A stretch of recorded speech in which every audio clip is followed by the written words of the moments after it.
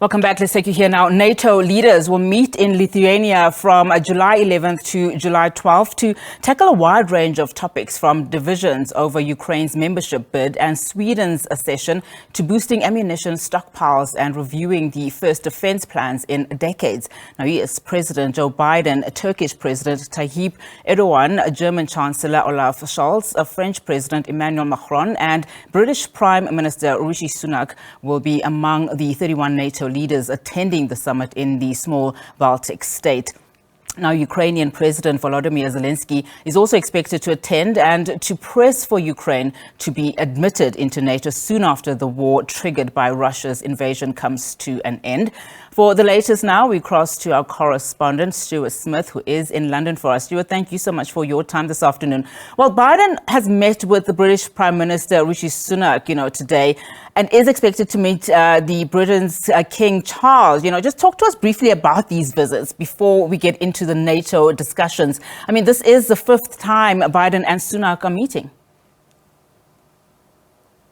Yeah, that's right. The fifth time they're meeting, but this visit is more like a mini state visit. It's less than a day and it involves, yes, seeing the UK Prime Minister and the King, but there are no new treaties being assigned. Having said that, one of the main purposes of this visit was for the US President to discuss with the UK Prime Minister a treaty that recently was signed back in June called the Atlantic Declaration. Now, that means a whole host of issues being effectively tied up in one document that allow for greater cooperation with the US and UK. For example, cooperation on the mineral trade, on data protection laws, artificial intelligence, lowering trade barriers and defence cooperation. All of that packed up in this document and a signal to the world that US-UK relationship is still very strong, according to the leaders earlier in London. With King Charles, President Biden was talking about climate change, a particular passion of the King, environmental issues and what can be done to mitigate climate change. Specifically at this meeting at Windsor Castle that's going on right now,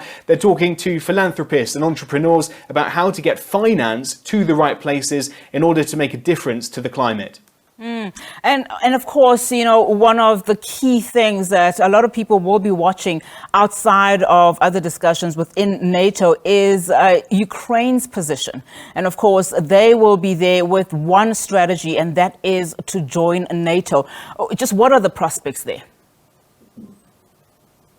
Yeah, absolutely right. It's one of the things the two leaders discussed, and it's something that all of the NATO member state leaders will be discussing in Lithuania. The consensus so far seems to be this, that Ukraine should enter NATO. The question is when, but the leaders are keen. That's been the position since 2008. So they want to give Kiev more precise information about what exactly is required. That's something Ukrainian President Volodymyr Zelensky has been demanding. And so they may be able to work out a more precise, specific pathway about how Ukraine could eventually join NATO, though one thing most member states are quite clear on is that that can't happen until the war is over. NATO Secretary General Jens Stoltenberg has said as much, that Ukraine can enter NATO, but only when the war is finished. That's different to what some Eastern European NATO member states would like, but does seem likely to be the final outcome. In the meantime, though, there's nothing, Jens Stoltenberg says, stopping member states having their own bilateral agreements with Ukraine to support them in terms of intelligence, finance, military hardware and training, as they've been doing already for over a year.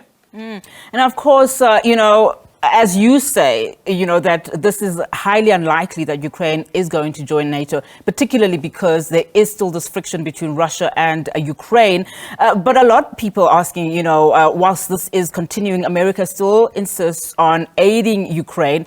Just recently, Biden agreed to send U.S. cluster munitions to Ukraine. Of course, this was very controversial. It was seen as a very controversial move. Perhaps give us the very latest in terms of what is happening in the Ukraine-Russia war.